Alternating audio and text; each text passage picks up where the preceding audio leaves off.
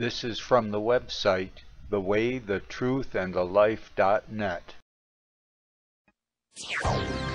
Yesterday's prophecies, today's headlines. This is the Hal Lindsey Report. Insight into Boko Haram. And now, Hal Lindsey.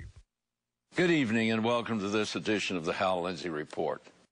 In Nigeria, on the night of April 14th, 276 girls were kidnapped by the Al-Qaeda-related terror group known as Boko Haram. I'm sure you've heard the story. Boko Haram has been around since 2002. It had been a group concerned mainly with the purification of Islamic practices among the Muslim population in northern Nigeria.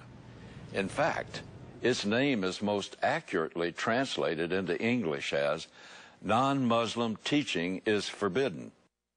It changed into a jihadist movement in 2009 when its charismatic leader, Muhammad Yusuf, was killed by the Nigerian military. His successor, Abu Bakr Shekau, took control and has transformed the group into a much more brutal and active force. After the kidnapping, it took a while for the Western media to notice, but a social media campaign, mostly on Twitter, finally shamed the media into covering the story. Shekau then released a video mocking Western outrage. English translation of his words tend to be all over the map, and they give the impression of a stupid man, but he definitely is not stupid. Here are some excerpts from the best translations I could find. I abducted your girls. I will sell them in the market by Allah. There is a market for selling humans. Allah says I should sell. He commands me to sell. I will sell women. I will marry out a female at 12 years old. I will do the same for a 9-year-old girl like it was done on my mother Aisha and wife of Prophet. Aisha was not his literal mother, but one of Muhammad's wives. Muslims refer to her as Mother of the Faithful. Islamic tradition in the Hadith says she married Muhammad at age 6, but continued to live with her parents until age 9 when she went to live with her husband. So, of course, this hardcore Muslim sees no problem in selling 9-year-olds as child brides. He continued, I'm selling the girls, like Allah said, until we soak the ground of Nigeria with infidels' blood and so-called Muslims, contradicting Islam. After we have killed, and get fatigued and wonder what to do with smelling corpses, smelling of Obama, Bush, Putin, and Nigerian President Jonathan, then we will open prison and imprison the rest. Infidels have no value. There are slaves in Islam. You should know this. Prophet Muhammad took slaves himself during Badr War. He killed many, and because of this, I will also kill. Infidels don't have value. I am against government of the people by the people. I am for government of the people by Allah. On this program, I've been talking about these kinds of people and these kinds of atrocities for years. Suddenly, the media is acting as if the whole thing began this year. In their reports, they sometimes mention other atrocities, like when Boko Haram slaughtered 50 Christian boys at another school only a few weeks ago. But in their new flurry of reporting, they rarely mention the most important word, Islam. These are Muslims committing atrocities against Christians, but the media downplays that aspect of it. In London's Guardian newspaper, columnist Nafiz Ahmed actually blamed the kidnapping on climate change. He justifies this bizarre claim by citing a study by an arm of the United States government, the U.S. Institute of Peace, which he said links climate change with violence in Nigeria. Those are your tax dollars at work, folks. I'm not kidding. They think global warming made a group of terrorists kidnap 300 girls. Hillary Clinton jumped on the bandwagon last week, calling the kidnapping abominable It's an act of terrorism, and it really merits the fullest response possible. Now, when she served as Secretary of State, she had quite a different attitude. More than a dozen senators and congressmen, along with the CIA, the Justice Department, and the FBI, urged her to designate Boko Haram a terrorist organization, but she refused. A liberal internet news outlet, the Daily Beast, quoted someone they called a former senior U.S. official who was involved in the debate, saying, "The one thing she could have done, the one tool she had at her disposal, she didn't use. And nobody can say she wasn't urged to do it. It's gross hypocrisy. The FBI, the CIA, and the Justice Department really wanted Boko Haram designated. They wanted the authorities that would provide to go after them, and they voiced that repeatedly. Since its establishment in 2002, Boko Haram has attacked churches, villages, government buildings, and police stations, killing an estimated 10,000 people. Isn't that enough to be considered a terror group? In November of 2013, Hillary Clinton's successor, John Kerry, finally made the designation, but by then, valuable years had passed. Citing multiple GOP lawmakers, the Daily Beast said, the State Department's refusal to designate Boko Haram as a terror organization prevented U.S. law enforcement agencies from fully addressing the growing Boko Haram threat in those crucial 2 years. The narrative of President Barack Obama's re-election campaign was that al-Qaeda and its ilk were on the run. But there's more to this story than politics. Barack Obama, Hillary Clinton, and a host of other world leaders made the strategic choice to get along with Islamic terrorists by giving in to them. Appeasement became the mantra of the day. The most egregious example has been the Obama administration giving in at almost every point in negotiations with Iran over its nuclear weapons program. Boko Haram has killed thousands and displaced thousands more. They have caused an entire region to live in terror. Most of their victims never got a Twitter campaign, but all their lives were important. Nigeria tried appeasement. In the northern Nigerian states, they made Sharia the law, but appeasement just doesn't work. Boko Haram, still carrying out its campaign of rape and plunder, wants a still stricter form of Sharia law. They cannot be appeased. If we don't recognize the nature of the struggle we're in, we will lose before we even really start to resist. We must understand who and what we're fighting. Just as important, we need to recognize that our way of life and our Christian-based Western values really are better than the Muslim alternative. I'll be right back. While the civil wars in Syria and Iraq seem far away, if current trends continue, it will only be a few years before we see similar wars breaking out in Great Britain and other parts of Europe, and eventually the United States. The Islamic population is growing as much as 9 times faster than the non-Islamic population in some parts of Europe. An invasion is occurring, and those who point it out should be congratulated. Instead, they are subject to censure and even arrest. Paul Weston, chairman of a small political group in England, Liberty GB, was speaking on the steps of historic Guildhall in Winchester. A passerby heard something he found offensive and called the police. They arrested Weston on suspicion of racial harassment. His offending speech was to quote from a book called The River War, written by none other than Winston Churchill. What could be more mainstream in Britain than to quote Churchill? But the passage in question criticized Islam.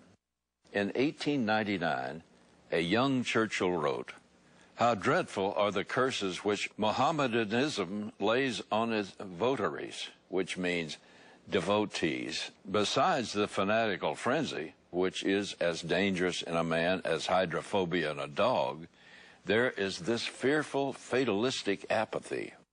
The effects are apparent in many countries.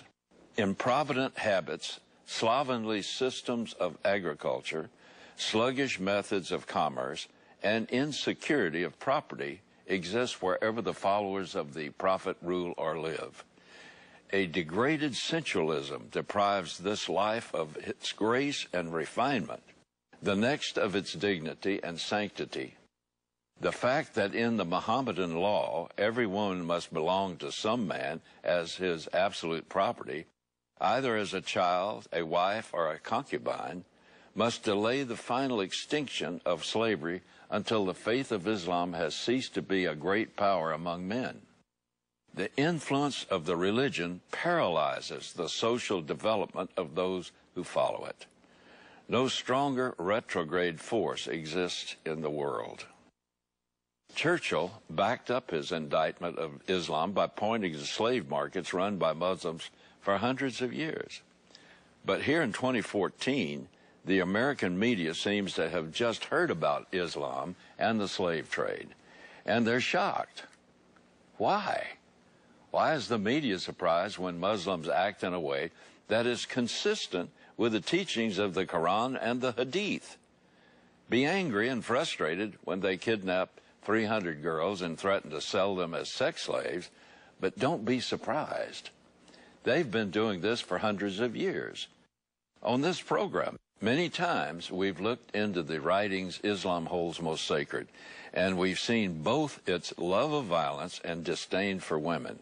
Churchill said, in Mohammedan law, every woman must belong to some man as his absolute property. So, of course, they can be sold.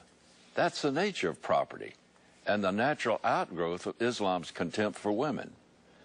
9/11 hijacker Muhammad Atta wrote in his will, "I don't want any women to go to my grave at all during my funeral or on any occasion thereafter." This is not an aberration in Islamic thought, but something all too typical. That's why Boko Haram has announced that the kidnapped girls will be sold as slaves or child brides for as little as $12. That's what these precious young ladies are worth to the Muslims of Boko Haram. Meanwhile, here in America, there's a storm brewing at the Beverly Hills Hotel, home of the famous Polo Lounge and a gathering place of Hollywood's A-list for generations. It's now owned by the Sultan of Brunei. Never heard of Brunei? It's a teeny oil-rich country in Southeast Asia. Hollywood celebrities are up in arms because this Islamic country is acting in accordance with its Islamic belief system. The country recently instituted laws that included death by stoning for homosexuals and adulterers. Naturally, in Hollywood, this shakes people up. If someone stoned all the homosexual and adulterers there, the town would be covered with rocks. Media coverage is once again focusing on high-minded celebrities and not on the real story. And that is, these shocking laws are yet another example of what happens when Islam rules. If you know some moderate Muslim, that's fine. I do too. And as Churchill also wrote, some individuals may show splendid qualities. But the fact is, moderate Muslims are not good Muslims. To the extent that Muslims are moderate, they're not following the literal Quran and the Hadith. Once again, the media is telling the story in a way that actually protects the source of the problem, and that is Islam itself. Somehow in our politically correct multicultural society, we've come to confuse all men are created equal with the notion that all ideas are equal. They are not. Some ideas are just bad, and Islam is a bad idea. I'll be back in a moment. A little background here. If you consider the ease and amount of abortion today, you can understand that there was child and human sacrifice as a substitute for abortion for unwanted children and people, or to please the gods, which was often the rationale for the human sacrifice. In this environment, Abraham was a rebel. Few people see that he was the archetype against human sacrifice. He did not sacrifice his son Isaac, but he replaced human sacrifice with animal sacrifice, and then you could eat the animals. But Muhammad learned about the Jews and their history and rationale in the Promised Land. The background there is when they came out of Egypt and into the Promised Land, they were surrounded by enemies that were involved in human sacrifice, making their children pass through the fire to Moloch or whatever they wanted to call their god. You can find this on the internet. They exterminated the human sacrificing tribes to make it safe for the rebellious culture against human sacrifice, to advance human culture a step beyond the degradation of human sacrifice. This rationale was that they were serving the one God and the unseen, most high unseen God. Well, Muhammad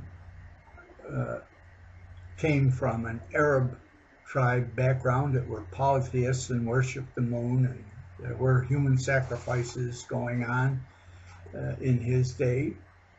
And he saw the way the Christians and Jews lived. He was a camel driver and learned. He was not literate, but he had a good memory. And he learned about Christianity and Judaism and the rationale for taking the domination of the Promised Land. He used this rationale to become a prophet of Allah, that if you didn't serve Allah and you were a polytheist, you either had to serve Allah through him, his prophet, or be eliminated.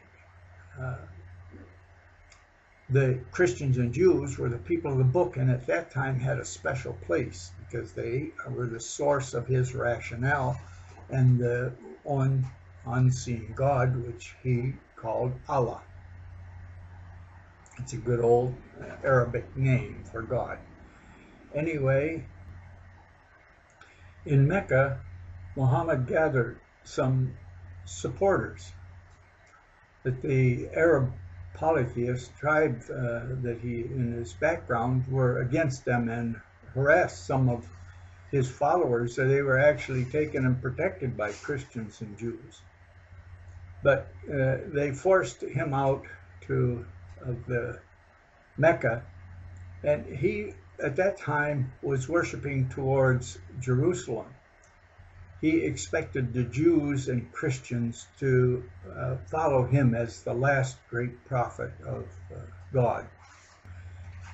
After using the rationale to conquer other tribes and take their women and kill their men and give the booty to his followers. Remember, their background was camel driver, and the idea of robbery was quite common with caravan life. So he used the rationale of serving Allah to rape, pillage, and plunder those who did not serve Allah. And he built a pyramid scheme. His followers were rewarded with power and wealth and women. After he had built his pyramid scheme to a little army, he returned to Mecca to confront the Arabs. There was a Jewish tribe there that he expected to help him, and they didn't. He defeated the Arabs And then he proceeded to personally behead over 600 of the Jewish men for not helping him. Before that time, he had worshiped towards Jerusalem, but then he changed to worship towards Mecca. Although he had literate converts, including Jewish rabbis, he memorized these surahs, these messages from Allah, and had his followers memorize them. He had a bunch of peaceful surahs, but that was before the conflict with the Arabs and the Jews not helping him in Mecca. So he had a surah that said Allah could change his mind. This is the surah that Muhammad had after the Jews wouldn't help him against the Arab tribe. This is surah number 2, verse 106. And for whatever verse we abrogate and cast into oblivion, we bring a better or the like of it. Knowest thou not, Allah is powerful over everything. So all the peaceful surahs that are read to non-Muslims and recent converts, the imams all know they don't count because they have been abrogated. I will read to you the surah from surah number 9. That's the immunity. Verse 2. So go about the land for 4 months, and know that you cannot weaken Allah, and that Allah will bring disgrace to the unbelievers. And announce from Allah and his apostle to the people on the day of the greater pilgrimage that Allah and his apostle are free from liability to the idolaters. Therefore, if you repent, it will be better for you. And if you turn back, then you will not weaken Allah. And announce a painful punishment for those who disbelieve, except those idolaters with whom you have made an agreement. Then they have not failed you in anything and have not backed up anyone against you. So fulfill their agreement to the end of the term. Surely Allah loves those who are careful with their duty. So when the sacred months have passed away, that's 4 months, then slay the idolaters wherever you find them, and take them captive, besiege them, and lie in wait for them in ambush. And if they repent and keep up prayer and pay the poor rate, that's a type of extortion, leave their way free for them. Surely Allah is forgiving and merciful. Now, this is Surah 9. That came after the Surah of abrogation. I'll read another one for you. In time of delivery, Surah 8 is the next one after Surah 2. Surah 2 was the abrogation, where Muhammad said that Allah could change any surah. So right afterwards, this is what he received from Allah. Surah 8, verse 12. When your Lord revealed to the angels, I am with you, therefore make firm those who believe. I will cast terror into the hearts of those who disbelieve. Therefore strike off their heads and strike off every fingertip of them. This is because they acted adversely to Allah and his apostle. And whoever acts adversely to Allah and his apostle, then surely Allah is severe in requiting. If you would like to see the Quran with the surahs in order as they were received, I have a copy of the Quran from the University of Michigan, And I've made a copy of the Quran with the surahs in the order that they were delivered, so you can see which ones have been abrogated. You can view this Quran at my website, thewaythetruth.net. You'll see the complete address in the note here.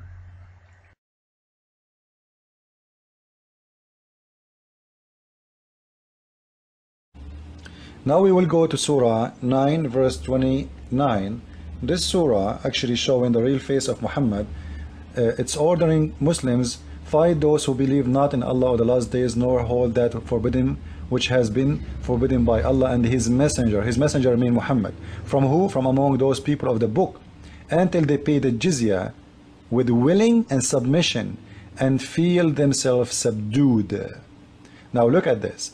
Allah is ordering Muhammad. The Muslims will say to you, we don't fight the one who don't fight us, right? They will mention to you Surah Al-Kafirun. You have your religion, I have mine. The Al-Kafirun surah is abrogated, all of it, by this verse. This verse abrogated almost more than 100 verses in the Quran, and Muslims are not allowed to follow them. So Muslims, they will show you verses in the Quran and they will try to fool you, saying, you see, it is there. But the fact Muslims are not allowed to follow those verses, they can read it to see what God said, but those verses are abrogated, are not allowed to follow anymore. This surah you have to follow, those are not, because this one abrogated the others. So they try to fool you, and Muhammad, he gave those surahs being nice when he was a weak person. Now we will see what Muhammad he did say about this surah from the explanation of Ibn Kathir. Thomas Jefferson and Ben Franklin went to Paris to deliver the money to the Dey of Algiers, the umpty-ump Muslim, over this process. It wasn't pirates, it was Islamic government. The ignorance here. And Thomas Jefferson, in dealing with this evil, wanted to know the enemy, and he had the Quran translated and published into English, so he would know the enemy that was doing this brutal murdering of our sailors and robbing us with holding them and our ships as hostages. It was horrendous. And so here's this Quran so that he could see what it is that when the Muslims told him, you owe us, it's in our book, you owe us. So he had the book put into English. Now we've had 2 congressmen take their oath of office on that Quran. How do you expect, when there's so much ignorance of the reality that underlies this cult, how did you ever expect the Congress to deal with reality when they're totally ignorant of it? But first, best-selling Christian author and television personality Hal Lindsey will not be returning to his television show on the Trinity Broadcasting Network. The reason, he claims, is that the network attempted to muzzle his opinions on radical Islam. The network said they couldn't recall anything specific from Lindsey's program that were anti-Arab, but had more of a concern with how Muslims were portrayed, saying his messages were, quote, too pro-Israel and too anti-Muslim. Hal Lindsey joins us now. Mr. Lindsey, thank you very much for being with us. What happened? They said you were preempted because you placed Arabs in a negative light. Is that a fair description? Yes, that's it. I wrote a book back in 2002 called The Everlasting Hatred, The Roots of Jihad. And in this, after 9/11, I really studied Islam, studied the Quran, studied what they're teaching, and especially why there was a difference between the moderate Muslims and those who are radical. And so I saw that there was a tremendous danger facing this country that many Americans really didn't seem to be seeing. So I started warning that radical Islam was at war with the United States, and that the threat was as great as any enemy we'd ever faced. Isn't the issue here that you said, for example, you did my radio show last week, which we appreciate, and you said that you believe that the true practitioners of Islam, real Islam, are the radicals, and the moderates aren't practicing real Islam. So actual Islam is a radical religion in your view. Yeah, it is. And, you know, it's kind of like most Christians don't read the Bible very much. I believe most Muslims don't read the Quran very much. You're calling it a violent religion. And, yeah, well, that's why most Muslims are not radical. But when someone begins to really study the Quran... Let me say this, and this, I don't care about being popular, whatever. The first thing you got to do is you got to study and understand who you're up against. And you must realize that this is not a religion that you're fighting against. You're fighting against a theopolitical belief system and construct. You're fighting against something that's been doing this thing since 622 AD, 7th century, 1388 years. You want to dig up Charles Martel and ask him why he was fighting the Muslim army at the Battle of Tours in 732. You want to ask the Venetian fleet at Lepanto why they were fighting a Muslim fleet in 1571. You want to ask the Christian, the Germanic and Austrian knights why they were fighting at the gates of Vienna in 1683. You want to ask people what happened in Constantinople and why today is called Istanbul, because they lost that fight in 1453. You need to get into the Quran. You need to understand their precepts. You need to read the Surah. You need to read the Hadiths. And then you can really understand this is not a perversion. They are doing exactly what this book says.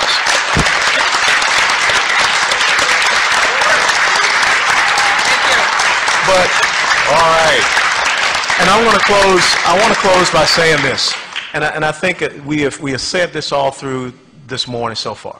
Until you get principled leadership in the United States of America that is willing to say that, we will continue to chase our tail, because we will never clearly define who this enemy is and then understand their goals and objectives, which is on any jihadist website, and then come up with the right and proper goals and objectives to not only secure our republic, but to secure Western civilization. Thank you. And they begin to read the 109 verses that call for violence and war. They become very, very different. They become radical. They feel that they need to convert people by force. But can you understand why they might be upset with you for you're taking an entire religion, you're saying it's a violent religion, you're saying the religion itself is radical. Can you understand why some Christians, like your former employers, might be saying, you know, that's not the message we as Christians want to put out there. We're preaching peace, love, and understanding. We don't like that view that you just expressed, they say. Yeah, I can understand that. And you know, Paul Crouch and I are very good friends. He's the founder of TBN. And, you know, I wish him no ill will. We're still friends. Hey, but Hal. we do differ on the best way to present the gospel and what's really important. Hal, it's Sean Hannity. Thanks for being on the program. I want to make sure we're clear here. Are you, because Alan is saying, and you're answering the question that you're saying Islam is this way. Are you making a distinction between radical Islam and those that practice mainstream Islam, or does your study of the Quran tell you something else? Is that what you're saying? I'm trying to understand. I want to understand completely. Yes. Okay.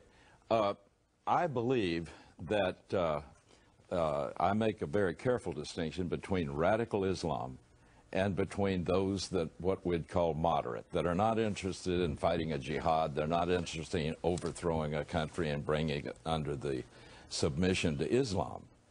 But something else that I learned and what I am teaching is that when someone becomes devout and they begin to really get into the Quran and they begin to study what it really teaches, they become what we call a fundamentalist or a radical, because the Quran itself and the Hadith teaches violence. And there are 109 verses that sometimes called war verses that Muhammad wrote while he was in Medina. And when he had an army behind him, he got much more aggressive after that. And these are the verses that the radicals begin to take seriously, and they begin to want to overthrow Western civilization. As Muslim population grows, what happens to the society? What happens to societies as the Muslim population grows in percentage of the total? In the book, Slavery, Terrorism and Islam, The Historical Roots and Contemporary Threat, written by Dr. Peter Hammond, he explores the topic of the impact that an increasing Muslim population has on that society. The lists below illustrate the Muslim population status of countries around the world, and exactly what changes to the societies can be expected according to Hammond. The book as well as the author are controversial, but the topic is definitely something that needs to be explored and understood. From the book, as long as the Muslim population remains around or under 2% in any given country, they will for the most part be regarded as a peace-loving minority, and not as a threat to other citizens. This is the case in United States, Muslims 0.6%, Australia, Muslim 1.5%, Canada, Muslim 1.9%, China, Muslim 1.8%, Italy, Muslim 1.5%, Norway, Muslim 1.8%. At 2% to 5%, they begin to proselytize from other ethnic minorities and disaffected groups, often with major recruiting from the jails and among street gangs. This is happening in Denmark, Muslim 2%, Germany, Muslim 3.7%, United Kingdom, Muslim 2.7%, Spain, Muslim 4%, Thailand, Muslim 4.6%. From 5% on, they exercise an inordinate influence in proportion to their percentage of the population. For example, they will push for the introduction of halal, clean by Islamic standards, food, thereby securing food preparation jobs for Muslims. They will increase pressure on supermarket chains to feature halal on their shelves, along with threats for failure to comply. This is occurring in France, Muslim 8%, Philippines 5%, Sweden, Muslim 5%, Switzerland, Muslim 4.3%, the Netherlands, Muslim 5.5%, Trinidad and Tobago, Muslim 5.8%. At this point, they will work to get the ruling government to allow them to rule themselves within their ghettos, under Sharia, the Islamic law. The ultimate goal of Islamists is to establish Sharia law over the entire world. When Muslims approach 10% of the population, they tend to increase lawlessness as a means of complaint about their conditions. In Paris, we are already seeing car burnings. Any non-Muslim action offends Islam, and results in uprisings and threats, such as in Amsterdam, with opposition to Muhammad cartoons and films about Islam. Such tensions are seen daily, particularly in Muslim sections. In Guyana, Muslim 10%, India, Muslim 13.4%, Israel, Muslim 16%, Kenya, Muslim 10%, Russia, Muslim 15%. After reaching 20%, nations can expect character writing, jihad militia formations, sporadic killings, and the burnings of Christian churches and Jewish synagogues, such as in Ethiopia, Muslim 32.8% at 40%. Nations experience widespread massacres, chronic terror attacks, and ongoing militia warfare, such as in Bosnia, Muslim 40%, Chad, Muslim 53.1%, Lebanon, Muslim 59.7%. From 60%, nations experience unfettered persecution of non-believers of all other religions, including non-conforming Muslims, sporadic ethnic cleansing, genocide, use of Sharia law as a weapon, and, the tax placed on infidels, such as in Albania, Muslim 70%, Malaysia, Muslim 60.4%, Qatar, Muslim 77.5%, Sudan, Muslim 70%.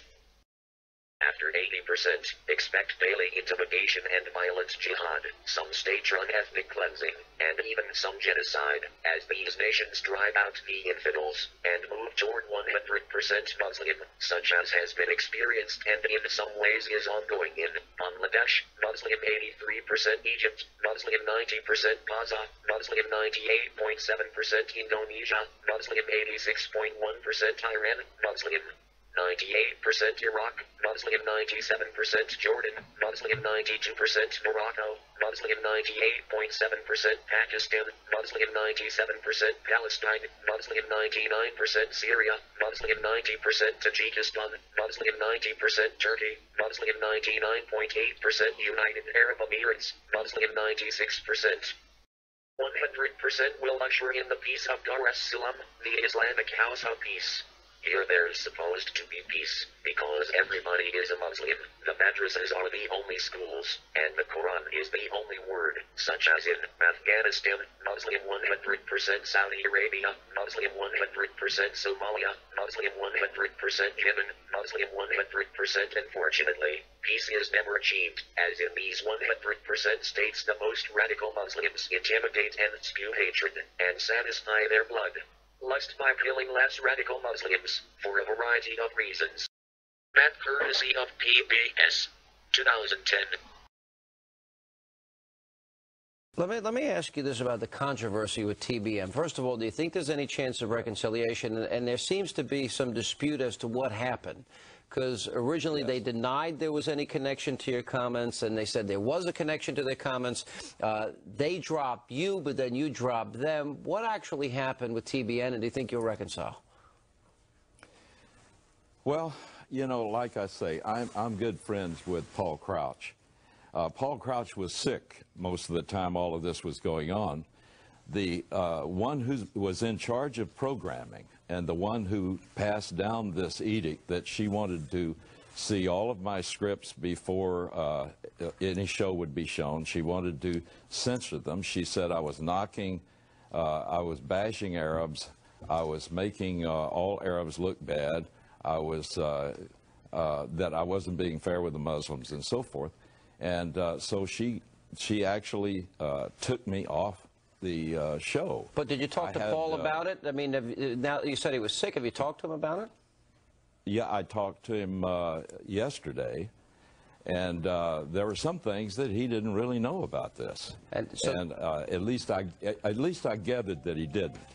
But what I've come out with all of this is that I feel like, you know, my specialty is talking about what the ancient Hebrew prophets predicted would all come together just before the return of Christ. And I believe that, you know, Islam is a big part of those prophecies, and that's where I try to focus. We thank you for coming on tonight. Best wishes. Thank you. It is Tuesday, May 20th, 2014. I'm in the Caucasus in Russia. And as I hear Hal Lindsey end this interview on Fox News, I'm motivated to show what I understand, what the Spirit of Truth has revealed to me. And when I say the Spirit of Truth, I mean things that we can investigate directly. I have a belief system founded on reality, and I accept that you have to have postulates to base any, what is it that you accept that exists? And all that I accept that exists is space, matter, and motion, and that these are eternal, and this is what I define as God.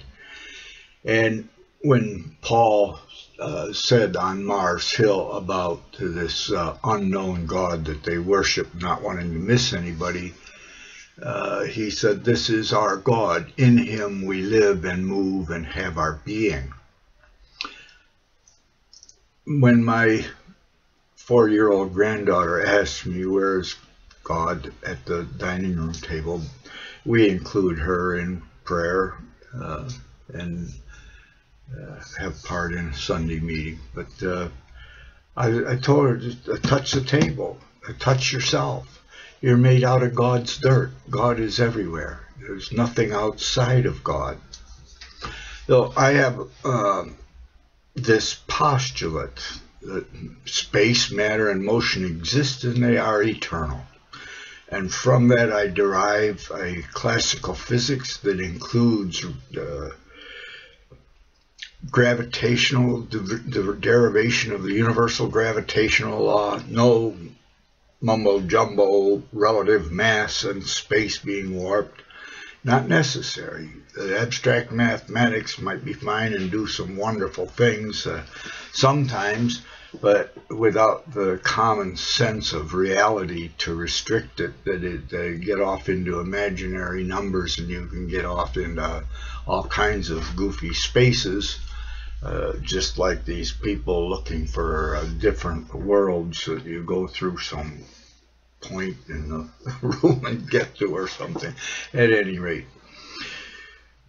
the Hal's reference to the Old Testament, the main insight gathers around what Bruno Bettelheim said. He'd written a study on folk tales, and he found that the story of the flood and other stories existed in many ancient cultures around the Mediterranean, and that the stories that went on were the stories that were told by the elders.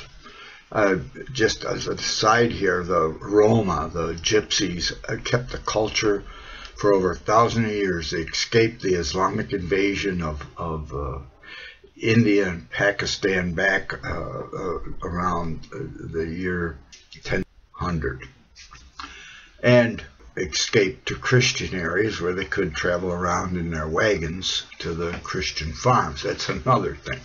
The home church that the apostles started, that grew around the Black Sea and all the way over to India, and was in the North Caucasus here from the first apostles until it was completely obliterated. They had replaced much of the primitive religion, but then the Muslim invasions destroyed what had been established, and there was no place for the peaceful Christians, and they hadn't learned to defend themselves.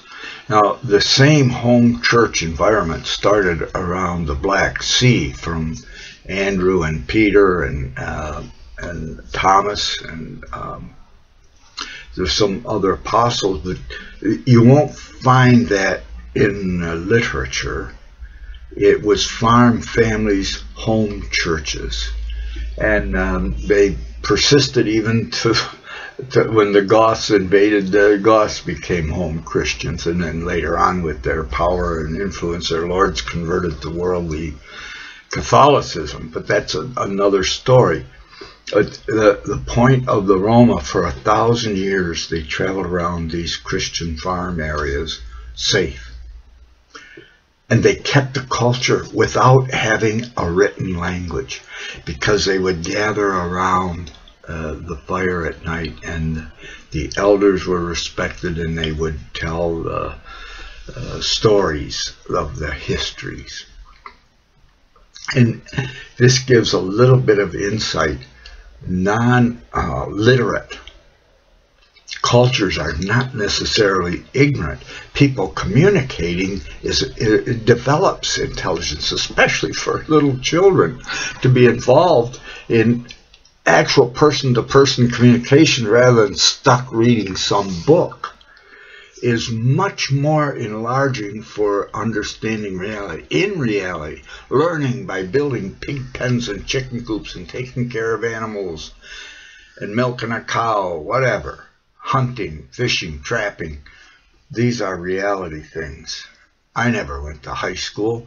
I was taught I was ignorant because I had trouble spelling, and that was because the two-room elementary school I went to changed teachers, and they changed from rote memorization to phonetics, and that scrambles the brain during the brain organization period. But that's a whole other thing. So going back to this Old Testament that Hal Lindsey's speaking of,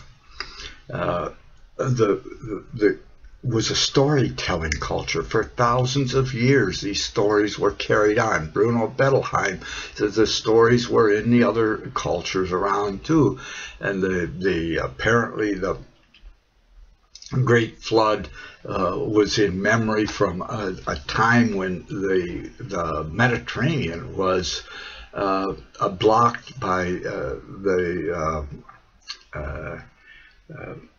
it's Spain. I was having trouble remembering the word. My granddaughter's going to help me here. What was the word? Gibraltar. Gibraltar. Thank you.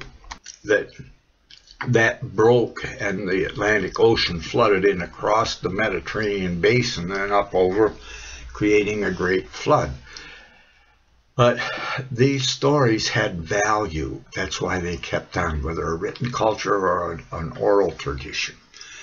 And we now know that something like 10 million years ago, humans became hunter-gatherers and learned logical verbal communication that they could pass the history on to the next generation. It included many things, including the problem women have with men and the logic to associate the rape with the child, that they can so easily sacrifice a child. Those are another thing. But the emergence of the Garden of Eden and Adam and Eve representing the first male-female joining idea for creation. From before that was single cell, just dividing, unisex propagation. That the coming out of the Garden of Eden, that land of innocence, before there was the logic to carry on the history and know and to teach the man who raped you is the father of your child, and all this kind of things that go on. But then we have the allegory that relates to development of logical speech, where we could teach cause-effect relationships from one generation to another, the tree of the knowledge of good and evil. Before verbal logical communications, this tree of knowledge could not be shared with the children. After verbal logical, it could. And the snake, of course, was the origin of the attraction to the woman, but the rape that gave her a baby she didn't want, and the knowledge of that humans started human sacrifice of infanticide. Look it up in Wikipedia or on the internet. The great apes, female mothers, seldom if ever killed their baby. They breastfed them to the second molars many times. That's equivalent to 4 or 5 years, 6 years old. And there's no killing of their babies. Why? Because they didn't associate the baby with the brutal rape. That's a whole nother thing. The genetics that this leaves in the alpha male thing and the in-between males that were dominated just like the females, and the implications that this genetics has for present-day politics is amazing. If we could only have common sense rather than goofy book learning what we're getting from the university, that just a bunch of psychobabble. But let's get on with it. Then the terrible, horrendous history that gives us alpha males, whether it's dogs or apes or human beings, and reactions to that give you Islamofascism on one side and women's liberation socialism on the other, with along with anarchists who don't want to be dominated by this alpha male. And then in the middle, reasonable people like had evolved from the mammoth hunting cultures where the men worked together, and the northern European cultures, the Scandinavian cultures, which were destroyed by the 30 Years' War. They lost 3 generations of their men, and affluence. Affluence brings wet nurses and babysitters so that children are deprived of the experiences, and they have servants, so they're deprived of reality and end up goofy narcissists. Look at me, look at my dance, look at my dress, look at how I play an instrument. All of these things that fit into a pattern. And the point is, wisdom was passed on in the Bible. And Abraham was the archetype for not doing child sacrifice. Child sacrifice is still going on today, but you can read about it. He set aside a special people that respected the life of their children and would not sacrifice to God, that you could replace the human with an animal. That went on a special people, Abraham and his seed, and Lot, his relative. But then they ended up as servants in Egypt, and built a large number and came out to set up a promised land and a law. Moses provided a law. Even Pharaoh was subject to this law, that he would be executed. He could not murder people at will, even though it seems like Islam says you can murder people at will if it's for Allah today. And that goes back to Moses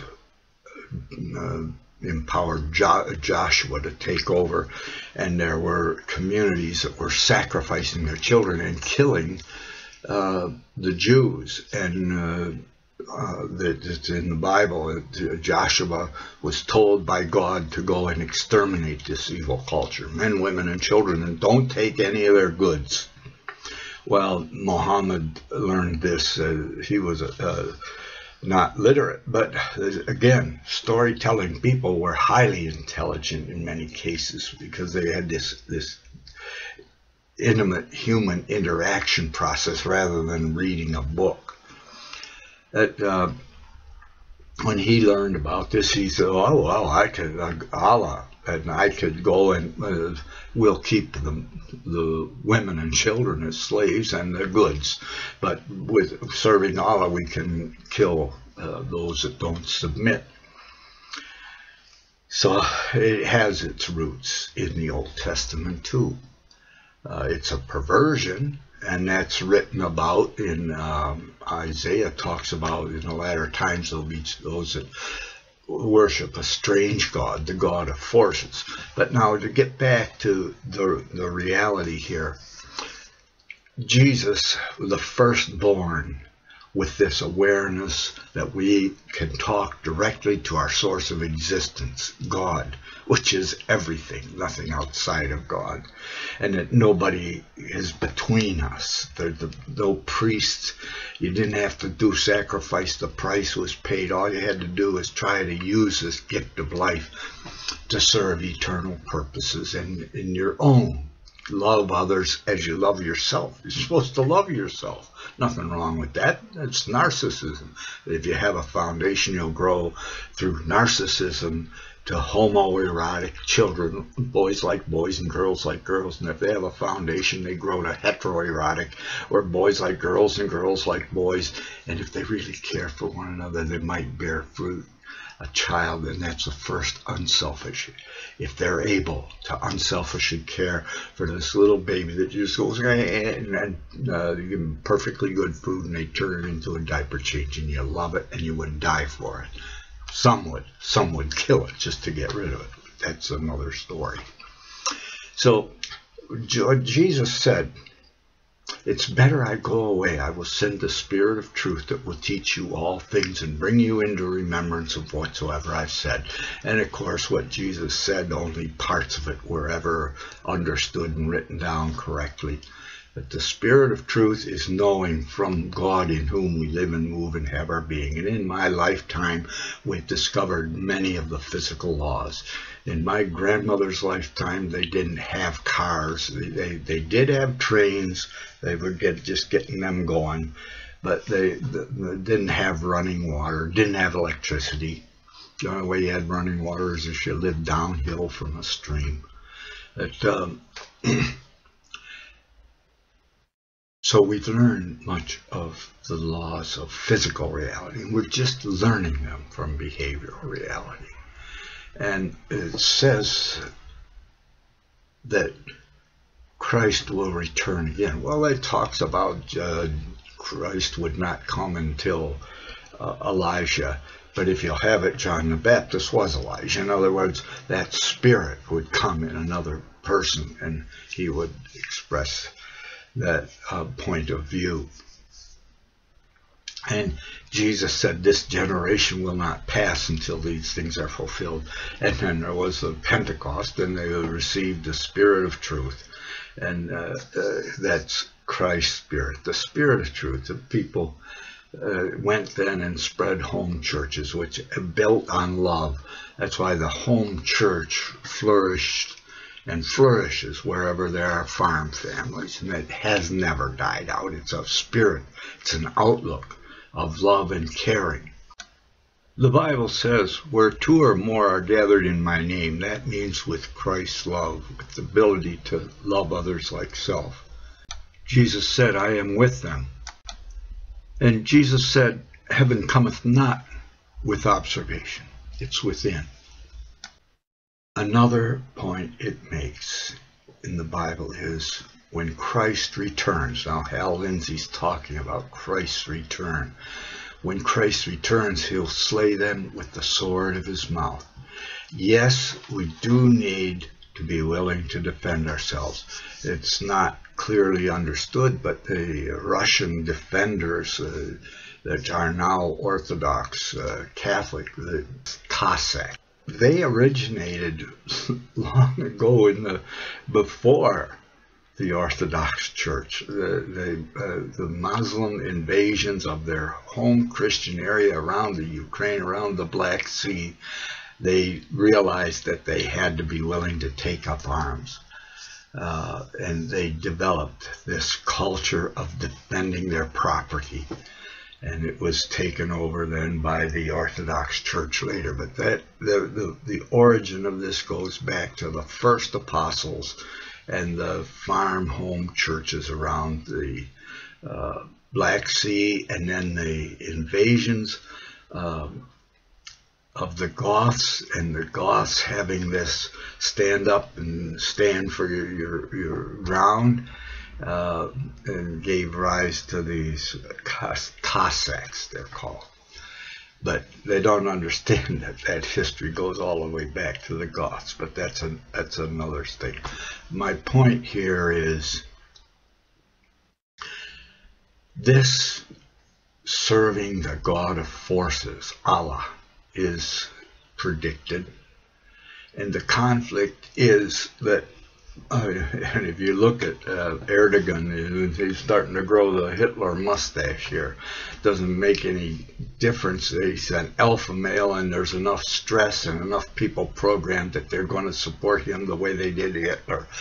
And on the other side, you have the breakdown of children who haven't received enough love to grow beyond homosexuality and narcissism becoming the majority of the adult population, and you couldn't elect somebody that really respected the maternal nursing body. You go and talk about breastfeeding a child and you're going to make enemies, believe me.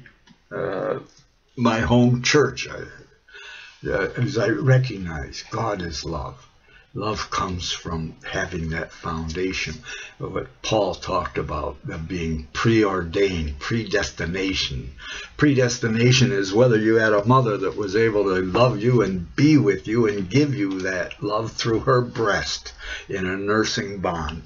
And then a father that could protect you and from the domination, that you could think freely and say what you thought and explore without being punished by some dominant, bossy person. At any rate, I believe I've expressed my concern with Hal Lindsey, that he didn't have the insight into the details of, yes, he's speaking from the Bible and there's value, and there is something coming. There is a destruction. I'm including this section because it will show a foundation for the meaning and purpose of life and the care for the next generation once the universities wake up. We'll look at how the continents were formed. What caused them to be distributed on the face of the globe? What killed the dinosaurs? We will look at why the moon faces the Earth. What caused the spin of the Earth and the moon in their orbits? Why we have weather patterns circulating in opposite directions, northern and southern hemispheres. Why clouds rotate in the way they do. What are the main sources of mountain building, and what are the main causes of earthquakes now? This is produced as part of the ongoing work on the website thewaythetruthandthelife.net. The image to the left is the Earth facing the Sun, showing Pangaea. The image to the right is an enlargement of Pangaea, showing the location of major dinosaur fossil finds. This indicates the ring of life, that point where during the evolution of life there was a zone for this to take place where the temperature was not too hot and not too cold, and they had a constant moisture circulation. Venus always shows the same face to the Sun. This is a view of the Earth in orbit around the Sun, and a small picture of the continents being formed as the same face of the Earth always faced the Sun before the breakup of what we'll call Pangaea here. Idea of plate tectonics is a nice idea, but it's false. Yes, there's an underbelly that is different than the continents. The continents were formed by facing the Sun and having a ring of life. In this ring of life, where the dinosaurs grew up, in the center it was too hot, and the backside of the Earth was freezing cold, but there was a ring of life where the temperature was just right.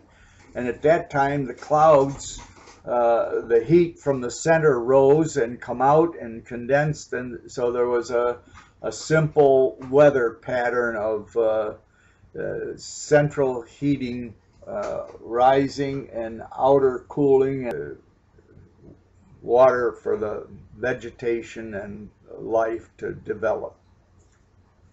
Now, there are many theories as to what happened to the dinosaurs and the volcanoes and comets and asteroids, many different theories. But let's look at the truth of the matter. Yes, there were many collisions. This is a picture of the moon and the idea that there were many collisions, and certainly the Earth was not spared this. There's much debris floating in, but in an earlier time this shows an orbit of the moon similar to that of the Earth. This is showing an annual approach and then finally a collision. Lagrange showed that there were points of relatively stable orbits of both the Earth and another planet around the Sun in the same orbit. This is where the moon was, in one of these Lagrangian points. The image to the left is the Earth facing the Sun, showing Pangaea. The image to the right is an enlargement of Pangaea, showing the location of major dinosaur fossil finds.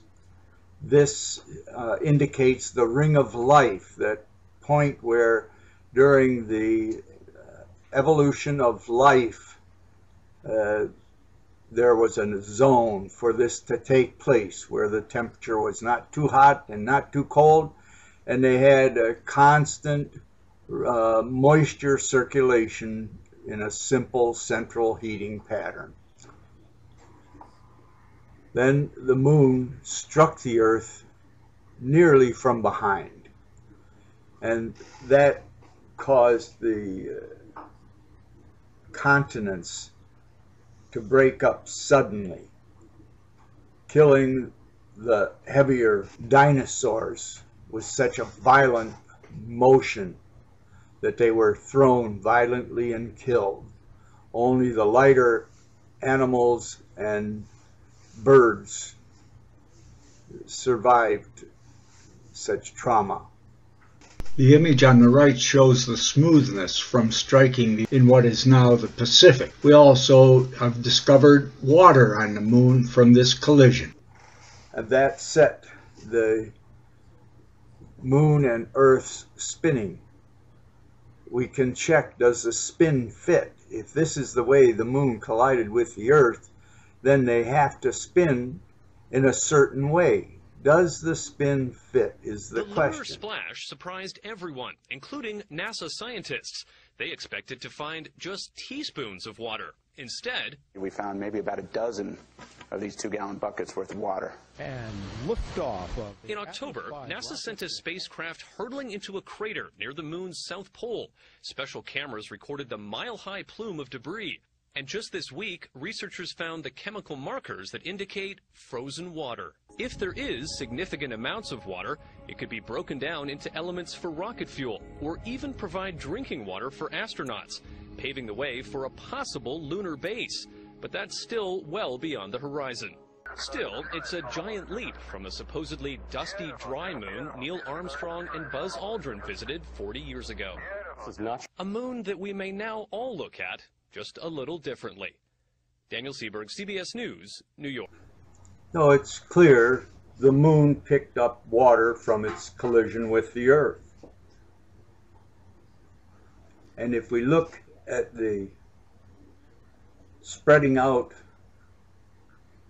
of the continents, there's very clear evidence for this event being some 65 million years ago. This is the layer of sediment all over the surface of the continents, showing that boundary caused by all of the debris of the moon striking the Earth from behind in what would now be the area of the Pacific Ocean. Also, the way the continents catch the tide tends to accelerate the moon in its orbit, that is, in its angular rotation around the Earth, so the distance of the moon from the Earth has been gradually increasing. Unfortunately, on the university level, we have a bunch of people that study books rather than growing up in a strong experience of physical reality and mechanical reality, especially in rotation. Rotation is very deceptive. Men working on rotational equipment often have serious accidents because the energy of rotation is not obvious. Here's showing the north and south hemispheres and the Coriolis effect causing opposite rotations. The same effect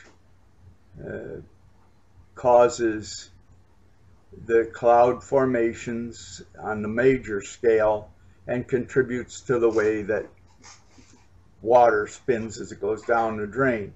And here we're showing a vector model of what's causing most of the earthquakes today. This Coriolis force pulls towards the equator. This is what has built the Himalayas and the mountains of Europe and southern Russia, the pushing down of the northern continents and the pushing up of the southern continents towards the equator. This is the work of the Coriolis force. What we call the Coriolis force is the result of two individual forces. That of gravity, where everything is pushed towards the center of the Earth, and that of what we call centrifugal force. The Earth spinning on its axis, everything is being experiencing a force away from the axis of the Earth in order to pull it into orbit around the Earth's axis. The combination of the two forces is called Coriolis force. It causes everything to be pulled towards the center and the equator. The continents were formed by facing the sun and having a ring of life.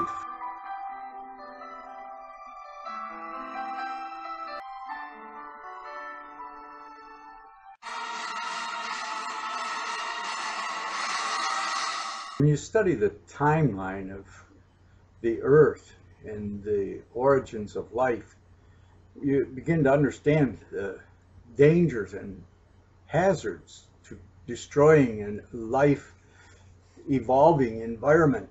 It truly violates time and chance that life exists on Earth. And the most important thing we can do is take this intelligence in God's body and spread it through the universe, starting with space stations and developing the technology to be able to move to other planets and other solar systems to escape this one before it's destroyed by the natural laws of physics. Now, one basic thing here, I'm living in Buffalo, and they talk about 75% of the black boys don't graduate from high school and 25% of the white boys, as if it's a racial issue. If you look, it's not a racial issue, it's a home issue. Boys that don't have a father, if you look at whether black or white, it's the boys that don't have a father that tend to not finish high school, not develop their intellectual talents, not develop their mechanical or ability to take and hold a good job and make a farm or make a garden or build a pig pen. And it's a shame. The most important thing we can offer is like what the Chinese developed in a family farming environment for millions of years, where they learned respect for their elders. And to learn what Jesus talked about, love. To have that love, first of all, a child needs a nursing bond with a mother that stays and makes a home for her, and a father that protects them. The most terrible thing I've learned is how evil things have gotten. Islam killed, murdering them, over 150 million in 1500 years. Communism did it in 100 years. Women's liberation does it in 3 years. Not only are they killing the unborn, murdering them, they're also destroying the homes that we'll raise. They don't have any choice. Women were, by and large, especially those around the equator, were brought up in a violent tribal conflict where women were taken by force and raped. And they have a history. If you look, there's a better genetic background in the Chinese, living in their family farms for hundreds of thousands of years and having a peaceful environment. Let's start working together and find out what Christ meant about love. First of all, giving that nursing mammalian bond of a mother that is with her children and makes a home, and a father that provides and protects a home and food, and the family can have a garden and not be so dependent, and have brothers and sisters and siblings. One of the greatest things we could do in the cities is to build the homes around a courtyard where the children could play safely inside, have a basketball and soccer field and the things necessary to enjoy merry-go-rounds and swings and so forth, and learn about physical reality. Try to build a society that's peaceful and builds to extending intelligence out through God's body. Remember, in Him we live and move and have our being. Thank you. I doubt that there's going to be some magic, like a spaceship come down and rescue us. No, there'll be a few that survive. But the Bible says correctly, there will be people eating people. That happened in Ukraine when they were starving. It's happened many places.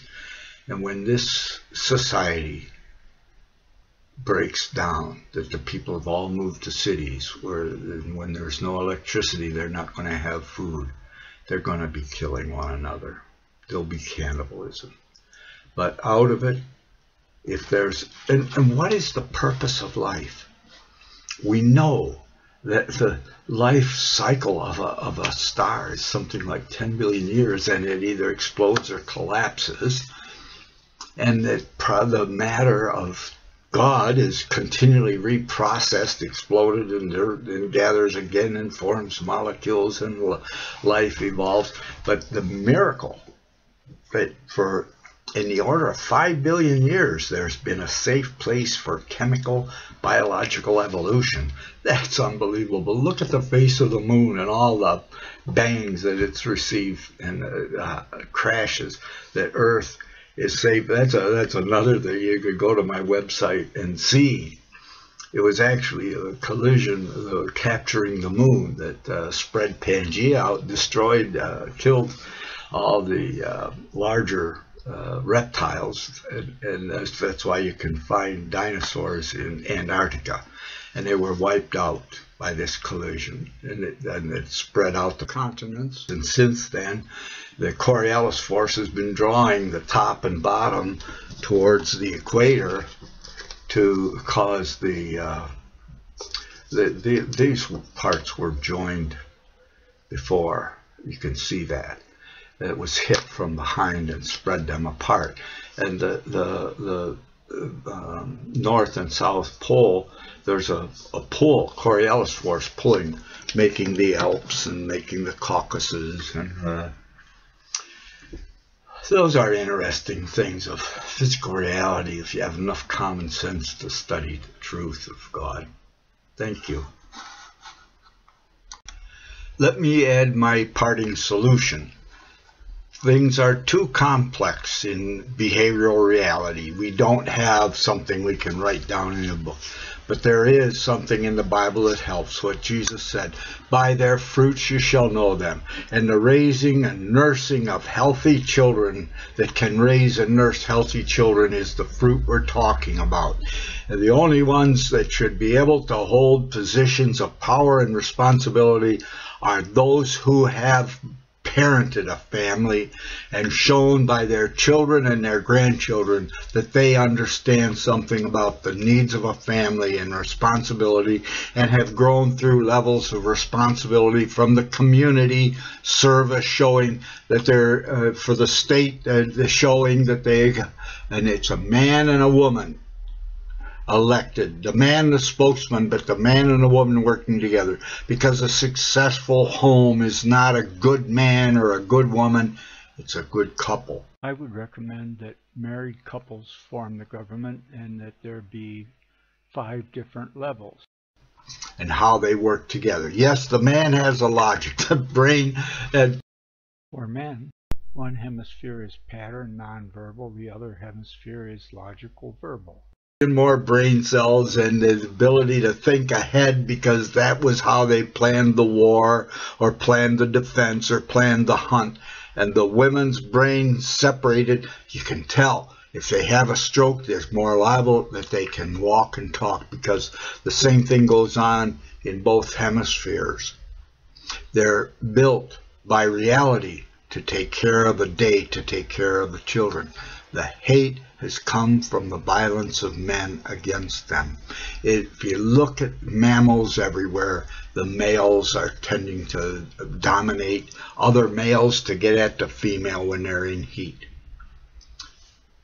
So let's be more like the doves. I have them here in Russia, I have them in Florida, and I have them in New York. They sit out my window and they go, coo, coo, coo, and I talk back to them and I say, I love you too. And they come and sit on my banister in Florida. At any rate, have a good day.